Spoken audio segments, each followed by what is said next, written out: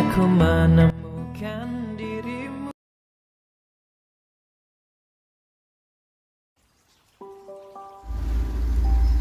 Hai netizen, pendengar dan pembaca dimanapun kalian berada, selamat malam.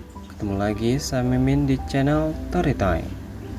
Kali ini Mimin akan kembali menceritakan cerita terjebak menikahi gadis SMA culun bab 4.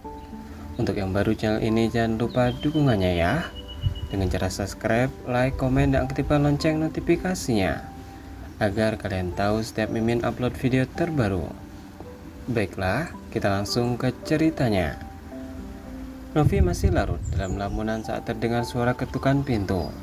Buru-buru ia memakai hijabnya dan merapikan pakaian. Sejak awal, ia sama sekali belum berani membuka hijabnya di hadapan Arga. Meskipun sebenarnya Arga berhak melihat seluruh tubuhnya sekalipun. Novi langsung menunduk saat tubuh tinggi Arga berada tepat di ambang pintu. Tatapan lelaki itu selalu mampu membuatnya nyalinya ciut. Ia takut dan khawatir jika Arga akan memarahinya lagi karena kejadian tadi. "Ada yang mau saya bicarakan dengan kamu?" ucap Arga dengan suara datarnya. "Soal apa, Mas?" jawab Novi tanpa berani mengangkat kepala. "Kita bicara di depan saja." Arga melangkah lebih dulu ke sebuah sofa, sementara Novi mengikuti dan duduk di sudut sofa lain. Jemari Novi saling meremas menunggu kejutan menyakitkan apa lagi yang akan diberikan Arga kepadanya. "Bagaimana kalau kita membuat kesepakatan?" Arga membuka suara setelah beberapa menit terdiam. Novi memberanikan diri menatap suaminya itu. Pikirannya belum dapat menebak kemana arah pembicaraan mereka. Kesepakatan apa? Terdiam beberapa saat, Arga sedang memikirkan pemilihan kalimat yang tepat agar Novi tidak salah paham. Gadis sepertinya terbilang masih remaja. Gadis yang sepertinya yang terbilang masih remaja sudah pasti masih labil dan tidak seperti pemikiran gadis dewasa. Pernikahan kita sebenarnya terjadi karena salah paham. Saya tahu kamu juga tidak menginginkan pernikahan ini. Jadi bagaimana kalau kita bercerai setelah keadaan aman? Sepasang mata Novi terpejam. Napasnya terasa berat seolah dihimpit bongkahan batu besar. Ia pasti sudah menjatuhkan air mata jika tidak memikirkan harga diri. Diakui oleh Novi bahwa ia juga menikah dengan Arga dalam keadaan terpaksa karena tekanan dari Arvin dan warga desa. "Kamu jangan khawatir. Kesepakatan ini akan menguntungkan kamu juga. Setelah bercerai nanti, saya akan berikan uang yang cukup dan rumah untuk kamu sebagai kompensasi. Kalau kamu mau, saya juga bisa masukkan kamu ke sekolah tempat saya mengajar supaya kamu bisa menyelesaikan sekolah kamu." Di balik rasa sakit yang menyiksa batin, setidaknya Novi menemukan harapan baru. Menyelesaikan sekolah adalah harapan paling besar untuk saat ini. "Boleh saya lanjut sekolah, Mas?" tanyanya penuh harap. Matanya berkaca-kaca. "Boleh, tapi untuk itu saya punya syarat yang harus kamu patuhi." Novi mengangguk mantap. Syarat apapun yang akan diberikan oleh Arga akan ia patuhi. Yang penting bisa menyelesaikan sekolah dan melanjutkan ke perguruan tinggi. Terserah Arga jika ia ingin menceraikannya suatu hari nanti. "Syarat apa?" "Tidak satu orang pun yang boleh tahu status kita sebagai pasangan suami istri. Di sekolah, kamu adalah murid saya. Selain itu, kamu hanya boleh mengaku sebagai keponakan saya yang datang dari luar kota. Mengerti?" Novi terdiam sejenak sambil berpikir, membentuk sebuah kesimpulan dalam benaknya. "Saya mengerti, Mas, tapi apa boleh saya mengajukan satu permintaan juga?" "Apa itu?"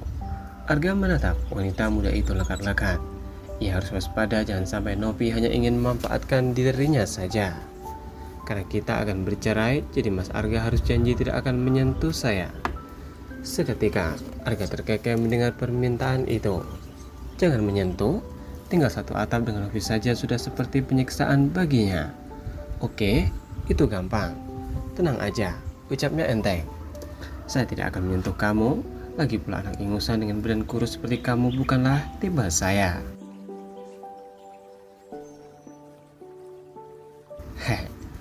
Novi hanya mengangguk mendengar kalimat Arga yang terkesan sedang merendahkan dirinya dari segi fisik.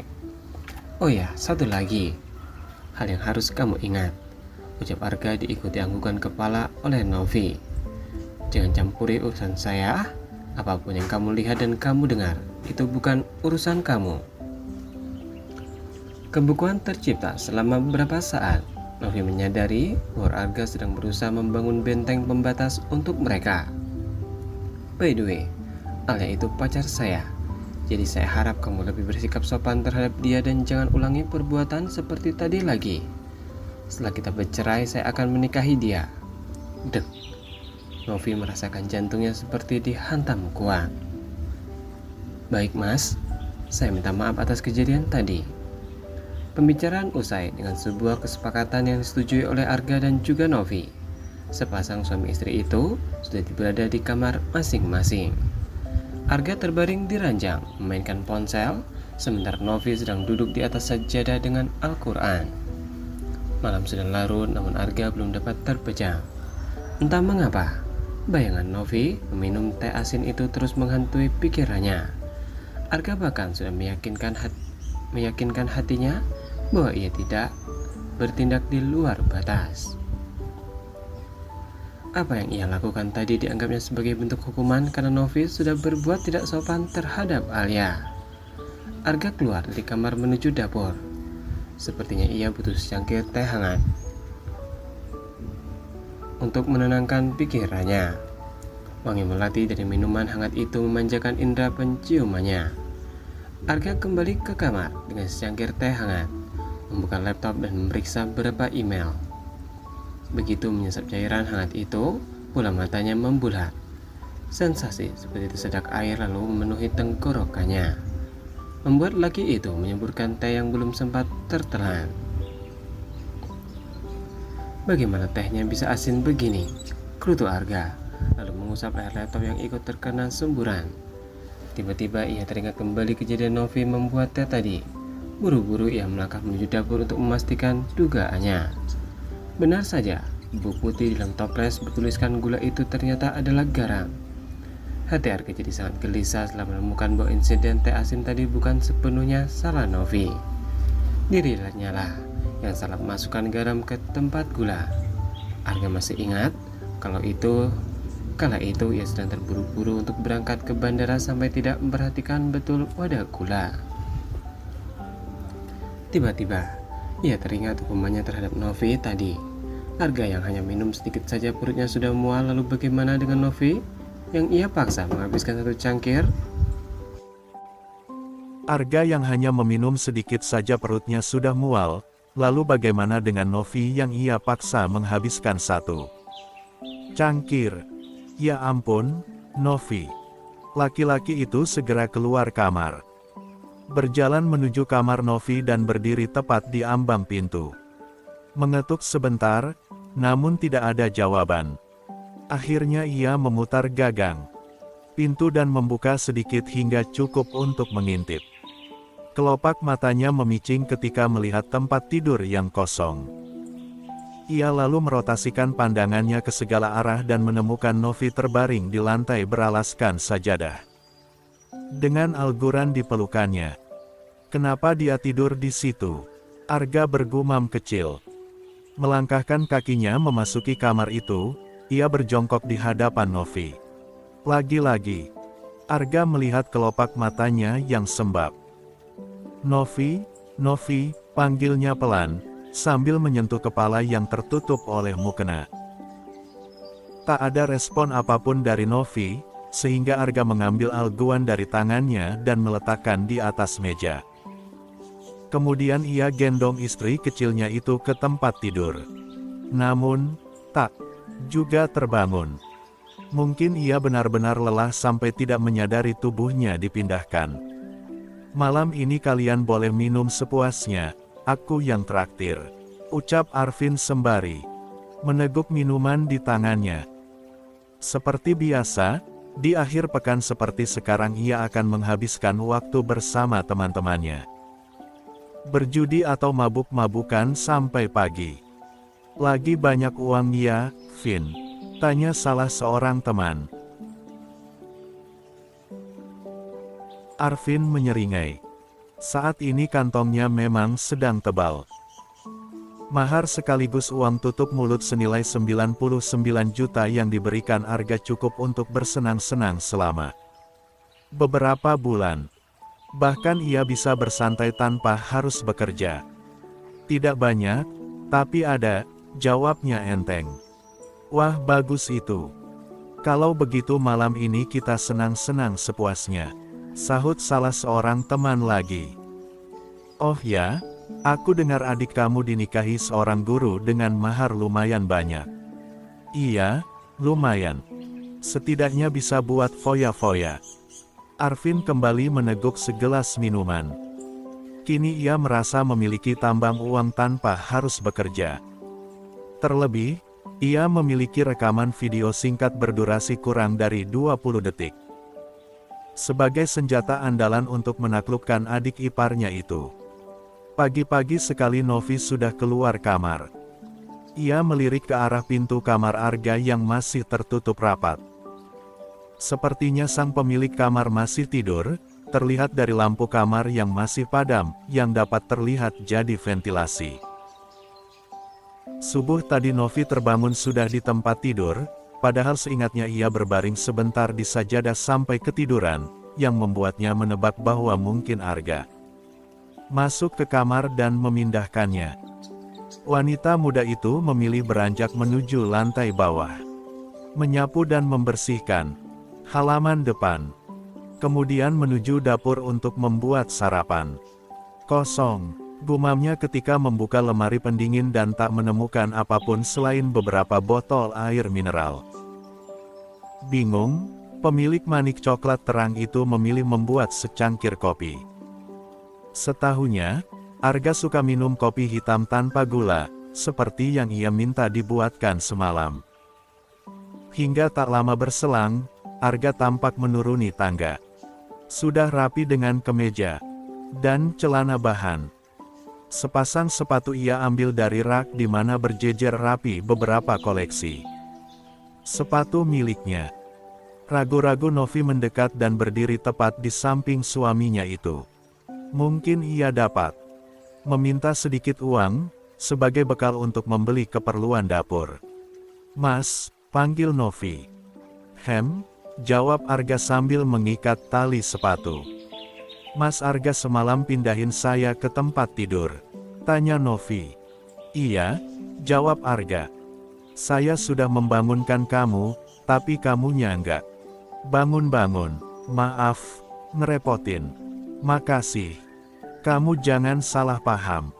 Saya pindahkan kamu bukan karena peduli, tapi karena saya nggak mau kamu sakit dan ngerepotin saya. Iya, Mas. Saya paham. Novi masih berdiri di samping suaminya. Hatinya sedang dipenuhi keraguan. Bingung akan berkata kepada suaminya itu. Mas, apa lagi? Tanya Arga sambil menatap wanita itu. Boleh minta uang, ucapnya ragu-ragu. Saya perlu buat uang. Kedua tangan Arga yang sedang sibuk mengikat tali sepatu itu berhenti sejenak. Punggungnya yang tadi membungkuk langsung tegap, dengan bonus tatapan penuh selidik. Petik 2. Kamu kemanakan mahar 99 juta yang saya berikan? Mendadak Novi bungkam. Tatapan Arga membuat tubuhnya terasa meremang. Malu sekaligus takut di saat bersamaan. Mahar 99 juta yang diberikan Arga tak sepeser pun Novi nikmati. Semua diambil Arvin tanpa sisa. Maaf. Tanpa memerdulikan Novi, Arga segera bangkit dan berjalan menuju pintu. Menyalakan motor sportnya dan melaju meninggalkan rumah. Bahkan tak sempat lagi meminum kopi buatan Novi yang ada di meja. Sementara Novi hanya menatap punggung suaminya yang perlahan menjauh. Hari ini Arga benar-benar disibukkan dengan pekerjaannya sebagai guru. Selain menjadi pembimbing dalam masa orientasi siswa baru, ia juga harus mengurus pendaftaran Novi di sekolah itu. Dan pada sore hari ia menyempatkan diri mampir ke perguruan karate. Hari yang cukup melelahkan bagi Arga. Namun, lelah pada fisik tidak seberapa dibanding tekanan yang ia terima. Arvin, sang kakak ipar menyebalkan itu selalu saja menghubungi dirinya tanpa kenal waktu. Tak sampai di situ, sebelum pulang ke rumah, ia harus memenuhi keinginan Alia untuk berkencan. Sebuah kafe yang terletak di tepi pantai adalah tempat favorit Arga. Menghabiskan waktu bersama kekasihnya itu. Saat ini ia dan Alia sedang duduk berhadapan dengan banyak menu yang terhidang di meja. "Gimana keponakan kamu itu? Jadi daftar ke sekolah?" tanya Alia. "Jadi," jawab Arga sambil menyuapkan makanan ke mulut. "Sekarang dia gimana? Sendirian di rumah kamu?" "Iyalah. Di rumah memang hanya ada aku sama dia, kan? Apa dia nggak takut? Dia kan anak dari kampung. Biasanya anak dari kampung itu penakut. Dia bukan anak kecil lagi, kenapa harus takut?" ucap Arga cuek. "By the way, gimana liburan kamu kemarin?" "Menyenangkan, biasa aja," jawab Arga. "Orang yang kamu cari ketemu?" "Enggak. Udah nggak tinggal di sana katanya." "Oh." Alia menyeruput jus alpukat kesukaannya. Keduanya menikmati makan malam dengan romantis. Sambil membicarakan rencana masa depan. Termasuk tentang rencana menikah. Arga melirik arloji yang melingkar di pergelangan tangannya. Waktu sudah menunjukkan pukul 9 malam. "Udah yuk, aku antar kamu pulang dulu." Alia mengangguk, lalu bangkit dari tempat duduknya, sementara Arga menuju kasir untuk melakukan pembayaran. Kesunyian menyambut Arga saat tiba di rumah. Lampu ruang tengah tidak ada satupun yang menyala.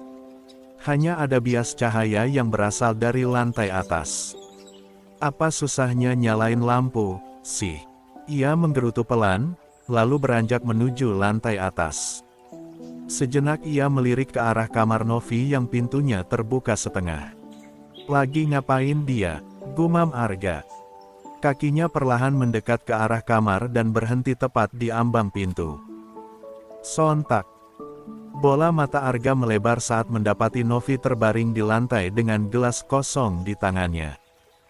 "Novi,